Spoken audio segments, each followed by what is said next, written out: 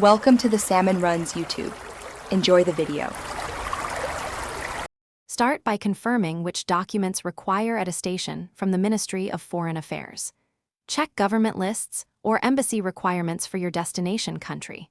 Prepare original documents and one clear photocopy of each document. Translate documents into the destination language if required by the ministry or embassy.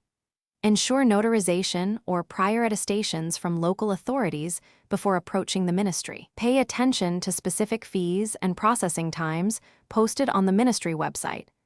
Gather identification and proof of purpose to speed verification.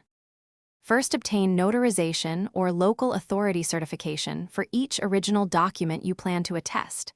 Next, schedule an appointment on the ministry portal or visit the counter during public hours. Submit originals, photocopies, translations, and any prior attestations at the counter or drop box. Pay the ministry fee, obtain a receipt, and note the promised processing timeframe. Use the receipt number to track progress online or by calling the ministry hotline. Collect attested documents in person or arrange secure courier delivery where the ministry permits. Determine whether your destination requires an apostille or embassy legalization for final use.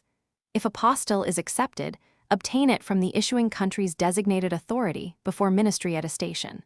For embassy legalization, contact the destination embassy for specific steps and required documents. Allow extra processing time for courier transit, public holidays, and interagency verification delays. Verify fee structures including consular, translation, and courier charges to avoid surprise costs. Prevent rejection by ensuring signatures match. Seals are... Thanks for watching. Consider subscribing if we helped you.